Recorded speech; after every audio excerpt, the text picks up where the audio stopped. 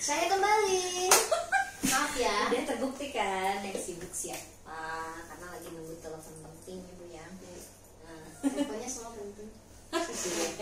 Ya jadi dari penjelasan yang tadi kan kebayang dong seberapa sibuknya. Nah aku tuh penasaran kayak gimana sih Bu memanage apa ya, kan pasti banyak banget tuh guru puluhan ya, maksudnya menghadapi yang seperti itu gitu, maksudnya dengan orang yang pasti dengan karakter-karakter yang berbeda. Saya sih nggak kebayang ya kalau membawahi suatu apa sih ya kayak gitu kan, berarti optimal language ya, puluhan orang dengan pasti karakter yang beda-beda, itu kan gimana ya, maksudnya ada yang begini ada yang begitu pusing kepusingannya atau gimana tuh menghadapi yang kayak gitu-gitu. Iya. Emang itu tidak untuk dibayangkan sih, itu untuk dijalani. Karena kalau saya bayangkan juga kayaknya nggak sanggup. Tapi gimana udah di jalan Sanggup. itu kan Nah, dengan karakter yang macam-macam lah gitu. sebenarnya sama aja dengan berteman, karena kan kita membangun environment itu kan yang biar nyaman gitu ya. Sebenarnya sama saja dengan berteman. Kita menghadapi teman yang satu dan temannya lain itu kan berbeda. Begitu juga dengan iya betul. Kolega juga. Jadi begitu juga dengan staf-staf pengajar yang lain. Selain saya juga pimpinan di sini kan saya juga mengajar juga. Saya mengalami fenomena dan experience the same atau similar problem yang mereka punya di kelas dan macam-macam gitu. Jadi dengan isi kepala yang berbeda-beda ya, saya sebagai pimpinan harus memahami bahwa background mereka berbeda, jalan pikiran mereka berbeda, sehingga tindakan mereka berbeda. Oleh karenanya treatment untuk mereka juga harus berbeda. Menghadapi masing-masing juga harus berbeda. Cara bicara sama masing-masing pun bisa berbeda gitu. Jadi nggak bisa ngomong sama ini bisa apa ya istilahnya, bukan santai tapi belak-belakan. Terus sama yang lain juga belak-belakan, sementara karakternya bukan orang yang bisa nerima kata-kata yang Kaget gitu ya. Ya, yang belak-belakan. Kalau netizen semua YouTubernya Dian tahu saya mungkin kaget-kaget gitu. Wush, kok kayak gini sih gitu. Jadi ya gitulah kira-kira. Meskipun 98% dari yang kenal saya akan mengatakan bahwa pada saat pertama kali ketemu saya itu apa istilahnya, jutek ya. Tapi 98 ya 98% Bukan. dari yang mengenal saya. 101. Jadi dari 100 itu ada 2 yang bilang bahwa saya tidak tampak jutek saat banget pertama kali ketemu, tapi jutek banget. Nah Ya, yang 98 itu bilang saya jutek gitu. Tapi setelah kenal mereka akan berubah. Mereka berpikir saya jutek banget gitu. Enggak, tapi emang bener ya pada banyak yang ngira jutek Iya, pada banyak banget yang itu gitu. kenapa ya? Karena lirikannya itu kayaknya ya. Saya pikir saya padahal selalu memberikan senyuman saya yang paling manis, kalimat saya yang paling lembut gitu. Ntar lagi yang sebelah saya ini muntahnya ada ember.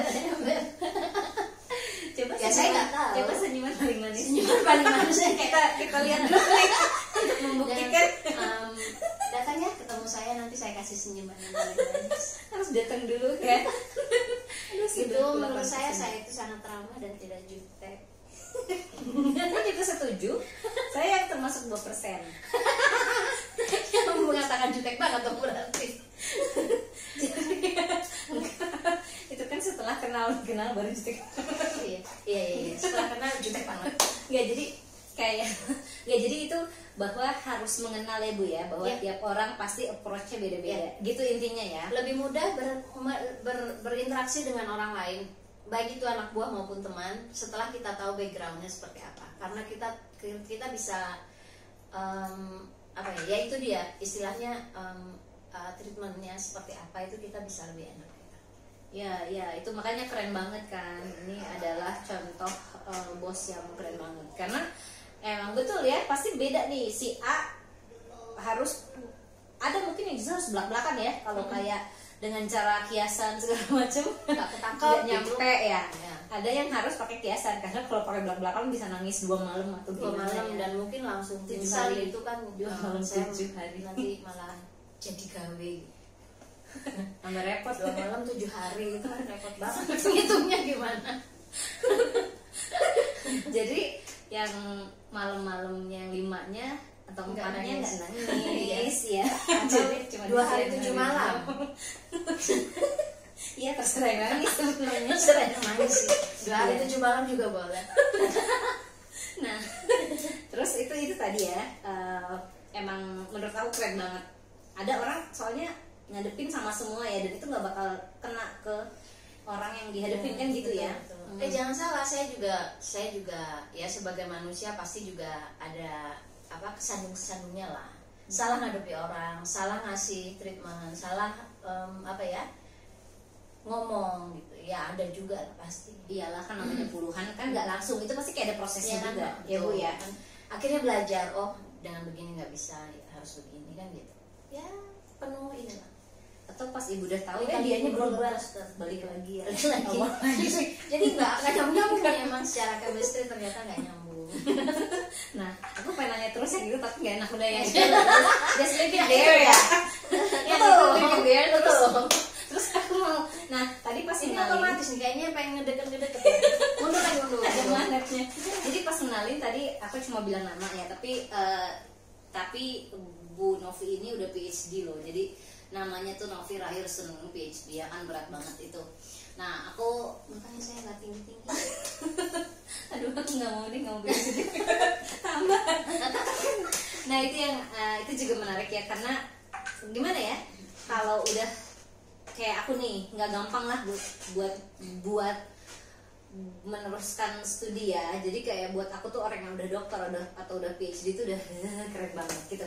Nah ibu bisa ceritain nggak perjalanannya, kayak pertama awal tertarik pengen PhD itu kenapa gitu? Oke. Pertama itu bukan mau cerita pengen PhD kenapa, tapi pertama saya memotivasi Ibu Diantari bahwa PhD itu ya mungkin dianggap orang keren banget ya, dan itu somehow to some extent kita jadi kayak ada beban. Tapi Bukan ketika jadi keren. kita emang keren, tapi Sebelum PhD ya. Sebelum PhD itu keren kita. Setelah PhD jadi apa ya? Nggak hilang kerennya. Nah, pusing.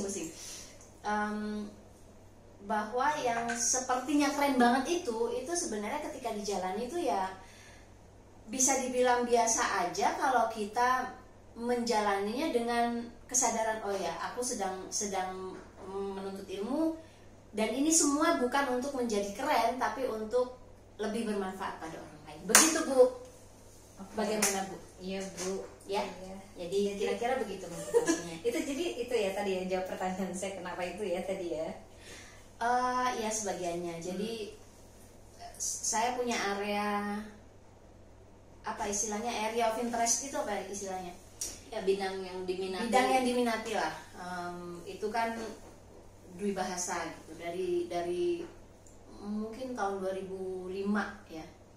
2005 ya. Iya 2005. Nah, 2005. itu pengen terus aja digali, terus ya seringlah bikin tulisan, kemudian coba masukin proposal untuk PhD di beberapa tempat. 2005. Iya, ketertarikan itu dari 2005. Udah masukin proposal? Enggak, belum. Mulai masukin proposal tuh mungkin 2008-an lah ya. Saya 2008 ya.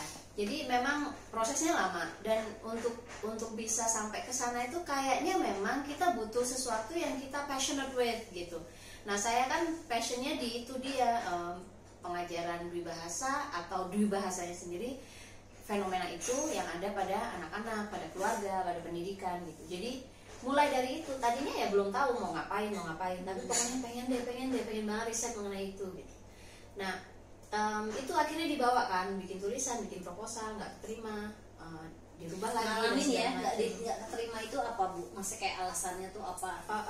Nggak dikasih tahu ya. Oh, waktu nggak itu ada. beberapa kali ngelamar beasiswa itu beasiswa ya, beasiswa bukan untuk sekolahnya ya. Bukan sekolahnya. Beasiswanya apa aja tuh Bu yang sempet kayak nggak dapat gitu? Ada ELE, Oke. ada Fulbright, Itu 2008. ada IDS 2008an. Pokoknya ngelamar tuh 2008, 2009 itu berturut-turut ngelamar terus ya, ada bukaan di mana-mana itu saya lamarin Coba aja. semua ya. Ingat nggak Bu berapa yang sempet nggak dapet gitu? Berapa Nggak beasiswa? ingat ya. Buat motivasi ya, maksudnya kayak buat temen-temen nih kalau nggak dapet, IDS aja 2 kali kayaknya. 2. LA, Terus ELE, terus ada Fulbright. Endeavor nggak? Endeavor enggak ngelamar kayaknya. Berarti 4 nih yang jelas ya. Apa ada lagi selain itu? Chevening nggak ada ya? Kayaknya waktu itu udah nggak ada kayaknya. S2 doang ya? Iya, waktu itu sempat ngelamar Chevening tapi untuk S2 lagi, tapi karena ya sebaiknya karena udah Sayang ya. udah bergelar S2 jangan S2 lagi, akhirnya sayang kan, akhirnya harus ke ambil PhD gitu. Jadi ya paling enggak itu deh yang saya ingat saya lamar. Dan ada beberapa tuh yang kayak EGS itu kan nggak cuma sekali, EGS aja 2 kali ya, makanya tadi 4 ya. EGS, Fulbright sama LA. sama LA. Jadi 4. Jadi itu juga buat teman-teman ya, motivasi Bu. Kalau misalnya nggak dapat ya coba lagi. Coba lagi. Dan proposal. Jadi apa bidang kita yang udah kita jadiin proposal, topik kita yang udah kita jadiin proposal bisa jadi harus diubah sesuai sama standar format yang akan kita lamar, baik itu universitasnya maupun beasiswanya gitu. Jadi beda-beda ya, beda universitas, beda beasiswa, akan beda paling struktur dan gitu ya. Iya sih, iya. Disesuaiin ya. Kerangkanya kan masih sama. Format, artinya format tulisannya aja. Karena kalau kita kerja dengan passion, kan saya bilang tadi saya passionate dengan itu. Saya ditelepon lagi sebentar.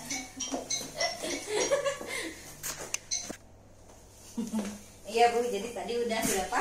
4 beasiswa ya. Terus tadi yang sampai mana ya? 4 beasiswa. 4 beasiswa terus saya ngirimin proposal. Iya. Kan kayak Jadi ya, intinya jangan putus patah semangat ya.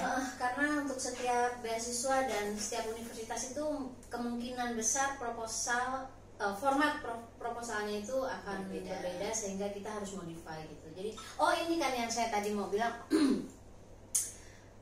Ketika kita melakukan apa yang kita mau teliti nantinya, itu topik kita itu adalah yang ada dalam passion kita, itu benar-benar area of interest kita itu adalah yang kita benar-benar passionate with, itu kita mau mengubah proposal kayak apa juga ya kita seneng aja, enjoy aja, karena kan baca lagi, oh iya ini ada baru lagi, oh nanti mau dibikin ini, jadi enak-enak aja sih.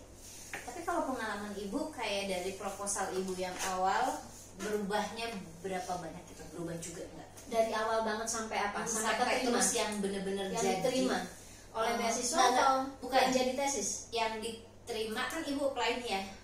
Ya Monash ya, Monash University. Bu Novi itu kuliahnya di Monash University Australia. Kan Ibu apply nih dengan satu proposal. Terus sampai benar-benar jadi tesisnya itu gitu loh. Kan beda. Setelah konsul dan sebagainya itu berapa gitu bedanya? Akhirnya beda. Nah, ini lagi berapa persen? Ini lagi menarik juga ya.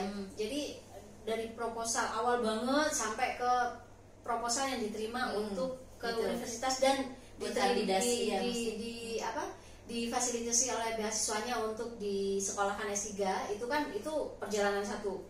Kemudian setelah mulai sekolahnya itu kan perjalanan baru lagi. Nah, ketika mulai sekolahnya itu belum tentu proposal yang kita ajukan itu itu gitu.